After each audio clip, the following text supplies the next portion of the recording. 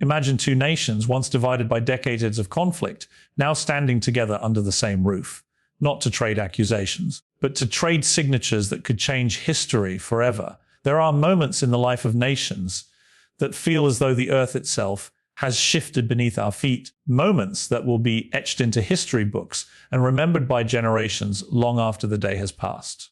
The upcoming meeting between the leaders of Armenia and Azerbaijan is one of those rare moments. For nearly 4 decades, these two countries have lived in the shadow of a bitter and often violent dispute, most notably over Nagorno-Karabakh region. The conflict has seen wars erupt, ceasefires crumble, and peace talks stall time and time again. It has shaped national identities, hardened political positions, and left deep scars on the lives of countless ordinary people. In that context, the very idea that the leaders of both nations will stand side by side, not on opposite ends of a battlefield or at rival press conferences, but at the same table in Washington, D.C., is extraordinary in itself. The symbolism of this meeting is powerful. It is more than just a political formality. It is a public acknowledgement by both sides that dialogue, however difficult, is possible and necessary. This moment is not born from coincidence or convenience, but from years of behind-the-scenes diplomacy, mounting global pressure, and the recognition that perpetual hostility benefits no one. The decision to come together under the roof of the White House, with the United States acting as the mediator, sends a message to the world that even the most entrenched conflicts can find a path to a resolution when the will to do so exists. For the people of Armenia and Azerbaijan, the announcement itself sparks a mix of emotions: hope, skepticism, relief, and caution. Many have witnessed false dawns before, but this occasion feels different, if only because the stakes are so high and the setting so visible. This meeting carries with it the weight of decades of history, but also the fragile promise of something new. It's not just about two leaders shaking hands. It's about rewriting a narrative that has for too long been defined by animosity. The world has seen leaders meet before, only for agreements to collapse. Yet each attempt matters because it lays another stone in the foundation of eventual peace. That is why this moment resonates far beyond the South Caucasus. Other nations locked in conflict will be watching closely, perhaps imagining that if peace talks can take root here, they might also grow elsewhere. The visual of leaders from these two countries together at a US brokered signing ceremony is destined to be a photograph that history teachers and diplomats will point to as a case study in perseverance and the slow, sometimes painful, art of negotiation. It reminds us that history is not just made by grand battles or revolutionary upheavals, but also in quiet conference rooms where signatures replace bullets and agreements replace ultimatums. When peace is discussed in the abstract, it can sound like a lofty ideal, something distant and symbolic. But for the people who have lived in the shadow of the Armenia-Azerbaijan conflict, peace is not an abstraction. It is tangible, immediate, and life-changing. For decades, children in border villages have grown up knowing the echo of artillery and the uncertainty of whether the school day would be interrupted by sirens or gunfire. Many parents have faced the unthinkable choice of staying in their ancestral homes despite danger or uprooting their families in search of safety. Peace means those choices no longer have to be made. It means mothers can walk their children to school without glancing nervously at the horizon. It means the sound of birds and wind through the trees can replace the distant rumble of military trucks. For farmers, the impact of such an agreement is equally profound. Large swaths of fertile land have been left untended because they were too close to front lines or riddled with mines. Generations of agricultural knowledge have gone unused as communities abandon their fields for fear of sudden violence. A lasting peace would allow farmers to return to their soil, to plant, harvest, and sell without the constant worry that months of work could be destroyed in an instant. It also offers the opportunity to reopen trade routes and restore markets that once thrived when goods and produce moved freely between the two nations. Economic renewal often begins at the grassroots level, and in these rural regions, peace can quite literally be tasted in the bread baked from freshly harvested grain and in the fruit picked from long neglected orchards. The human impact extends to cultural and familial ties as well. There are families divided not just by political borders but by the front lines of war. Cousins, siblings, and friends who once visited each other freely have been separated for decades, their connections maintained only through letters, phone calls, or in some cases, not at all. The signing of a peace agreement opens the door for these connections to be rebuilt in person. Weddings, funerals, and religious holidays can once again become shared experiences rather than private, isolated observances. Cultural exchanges, joint festivals, and restored tourism could help heal wounds in ways that political documents alone cannot. The psychological relief is just as significant as the physical changes. A generation that has grown up under the constant shadow of conflict often develops a kind of guarded resilience, but also a sense of perpetual uncertainty about the future. The absence of war allows for a shift in mindset, from surviving day to day to planning for years ahead. Young people can imagine futures that involve careers, education, and innovation rather than military service or displacement. Peace, in this context, is not just the end of fighting, it is the beginning of possibility, the spark that allows individuals and entire communities to dream again without the heavy burden of fear. Choosing peace over conflict is never as simple as it sounds. It demands a kind of strength that is different from the courage shown on a battlefield. In war, bravery is often measured in terms of enduring danger, holding the line, or confronting an enemy face to face. But in the pursuit of peace, bravery means lowering your defenses, listening to the other side, and taking the risk that your openness might not be reciprocated. It means stepping into rooms where your counterpart may have once been your fiercest adversary and agreeing to search for common ground. That kind of courage is quieter, more personal, and in many ways far more difficult. For the leaders of Armenia and Azerbaijan to even reach this stage required them to resist political pressure from hardliners at home, to withstand criticism from those who see compromise as weakness, and to embrace the idea that reconciliation serves the nation more than revenge ever could. The courage to forgive is not about forgetting the past. Both sides carry deep wounds, lives lost, towns destroyed, histories scarred by decades of mistrust. To forgive in such circumstances is to acknowledge the pain without allowing it to dictate the future. It is an act of defiance against the cycle of retaliation that has trapped these nations for so long. Forgiveness in a political context is strategic as much as it is moral. It allows both parties to channel energy into building infrastructure, fostering trade, and investing in education rather than maintaining armies in a perpetual state of readiness. This is not the absence of strength, but the redefinition of it, shifting from the power to destroy to the power to create. For citizens too, courage will be required. Generations have been taught to see the other side as an enemy, and changing that narrative will take time and trust. Teachers will need to tell history in a way that is honest, but also forward-looking. Media outlets will have to balance reporting the truth with encouraging understanding instead of inflaming divisions. Communities will need to be willing to meet, talk, and slowly rebuild the bonds that conflict has eroded. This process is rarely straightforward. There will be setbacks, moments when old grievances threaten to resurface. But the very act of returning to the table each time is part of the courage that sustains peace.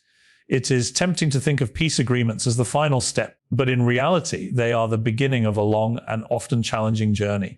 The courage to keep walking that path, even when it feels uncomfortable or uncertain, will be as critical as the courage that brought the leaders to this signing. It will mean resisting provocation, choosing restraint over retaliation, and believing that every difficult conversation is still better than another day of fighting. That is the kind of bravery that transforms nations and gives future generations a different story to tell. The role of the United States in bringing Armenia and Azerbaijan together for this agreement is not just a matter of diplomatic convenience. It is a calculated, deliberate effort to position itself as a credible and committed mediator in one of the world's most stubborn conflicts. Hosting such a meeting at the White House is an unmistakable signal of the importance Washington places on this peace effort. It conveys to both nations and to the watching world that the United States is willing to invest its political capital, its diplomatic skill, and its international standing to help secure a resolution.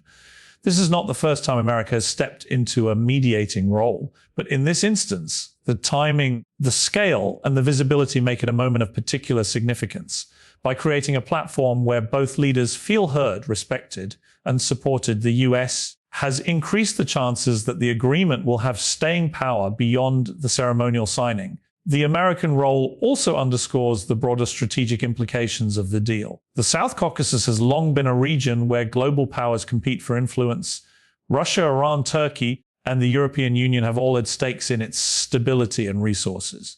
By brokering this agreement, the United States is not just facilitating peace between two neighbors, it is actively shaping the geopolitical balance in a region that serves as a crossroads between Europe and Asia. Peace in this corridor opens new opportunities for trade routes, energy pipelines, and regional partnerships that can strengthen the economic resilience of both Armenia and Azerbaijan while offering the US and its allies greater strategic access. Beyond the political and economic dimensions, the US presence also carries a moral weight. As a nation that often champions the ideals of democracy, human rights, and self-determination, its involvement sends a message that it is not merely a spectator in global affairs, but an engaged participant willing to shoulder the responsibility of conflict resolution. The careful choreography of the meeting, the choice of venue, the tone of public statements, the structured negotiations reflects the experience and resources that American diplomacy can bring to bear. It is this combination of symbolism and substance that gives the agreement a chance to endure. This role is not without its challenges. The United States must now balance its relationship with both countries, ensuring that neither side feels favored or marginalized. It must also remain vigilant in its follow-through, providing support for the implementation of the agreement and responding constructively if tensions threaten to resurface. By staying engaged beyond the initial celebration, the US can help both nations navigate the inevitable difficulties of turning promises into practice. The credibility of its mediation will ultimately rest not on the moment the cameras flash during the signing, but on the quieter, less visible work that continues long after the headlines fade. The peace agreement between Armenia and Azerbaijan is more than a symbolic handshake. It is a gateway to opportunities that can reshape the future of both nations. For decades, political tensions and military clashes have not only taken lives, but have also posed doors to cooperation, commerce, and cultural exchange. With this accord, there is the potential to reverse that pattern and to create new channels for prosperity. Diplomatically, the agreement paves the way for embassies to open, for regular communication between governments to become routine rather than exceptional, and for both countries to participate together in regional forums without the constant shadow of unresolved disputes. Diplomatic normalization can lead to joint problem solving on issues like border management, environmental protection, and public health, creating shared benefits that extend well beyond political symbolism. Economically, the possibilities are equally significant. Peace reduces the cost of military spending, freeing up resources for infrastructure, education, and social programs. Trade routes that were once blocked or avoided can now be restored or newly developed. Farmers can send their goods across borders without fear of seizure or destruction. Businesses can invest in cross-border ventures, bringing jobs and innovation to communities that have long been isolated. The reopening of transport links, whether roads, railways, or air corridors, can stimulate tourism, allowing visitors to explore the rich cultural and historical heritage of both nations.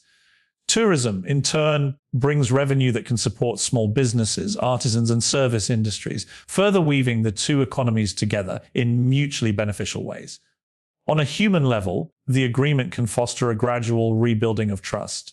Educational exchanges could allow students from each country to study in the other, breaking down stereotypes and building friendships that transcend political narratives. Cultural collaborations, joint art exhibitions, music festivals, and historical preservation projects can help reframe the relationship between the two peoples from one of hostility to one of shared heritage and cooperation. These softer forms of diplomacy often succeed where formal negotiations struggle, as they speak directly to the hearts of ordinary citizens.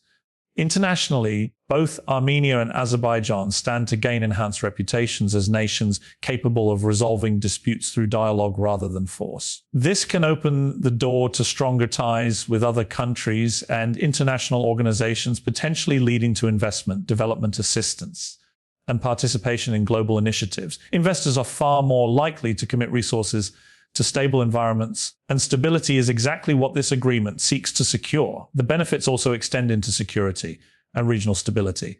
By reducing the risk of renewed conflict, both countries can focus on internal development and cooperate with neighboring states on broader security issues. This, in turn, can make the South Caucasus a more predictable and attractive partner for larger powers and economic blocs. The peace deal is not an endpoint, but a launch pad, one that offers a rare chance to replace decades of suspicion with decades of opportunity, transforming not just bilateral relations, but the entire regional dynamic in ways that could benefit millions. When leaders sit down to sign a peace agreement, the act itself is steeped in symbolism that goes far beyond the ink on the page.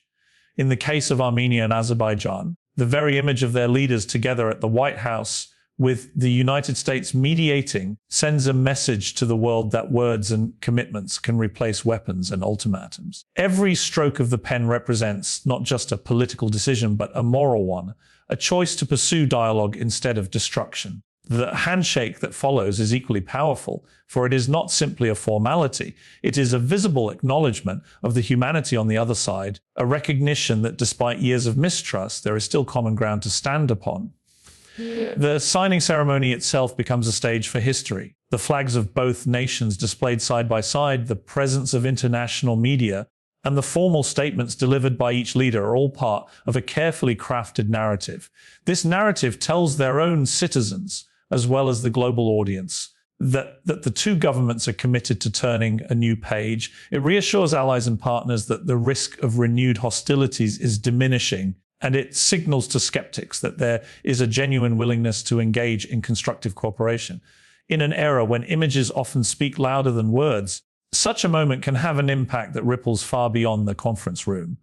For the people of both nations, watching their leaders sign an agreement after decades of conflict can stir a range of emotions: hope, relief, pride, and, for some, cautious skepticism. But even for those who doubt, the image of their representatives together under a banner of peace plants a seed of possibility. It offers a counter-narrative to the decades of propaganda and animosity that have defined relations between the two countries. This is why the visual and ceremonial elements of a peace signing matter so deeply. They create a memory that can be revisited when tensions inevitably arise, a reminder that cooperation is possible because it has already been achieved once. Such ceremonies also carry weight on the diplomatic stage. Other nations take note when bitter rivals choose reconciliation, especially in a high-profile setting. It can inspire similar efforts elsewhere or encourage international actors to lend their support to the implementation of the agreement. The symbolic act of signing tells the world that Armenia and Azerbaijan are prepared to take ownership of their shared future and that they are ready to be accountable for the commitments they make. The symbolism does not end with the signing. It lives on in every policy change, every reopened border crossing, every joint initiative that follows. It is a living reminder that the choice made in that moment was not just about ending a conflict, but about beginning a new era, one that demands the continued presence of trust, dialogue, and mutual respect. Hope is a powerful force, and in the wake of this agreement between Armenia and Azerbaijan, it becomes the thread capable of weaving together a new future for both nations. For too long, the story of their relationship has been dominated by conflict, suspicion, and loss. Now, with the signing of a Euclid peace deal, there is space for a different kind of narrative, one shaped by renewal, rebuilding, and the gradual healing of old wounds. The metaphor of a sunrise is fitting here, because a sunrise does not erase the night that came before it. It simply ushers in a new day, offering light and warmth that make growth possible again. In this moment, that light is the possibility of moving beyond the divisions that have defined the past, toward a shared future where cooperation replaces confrontation. For individuals in border towns and cities once scarred by violence, hope manifests in very real ways.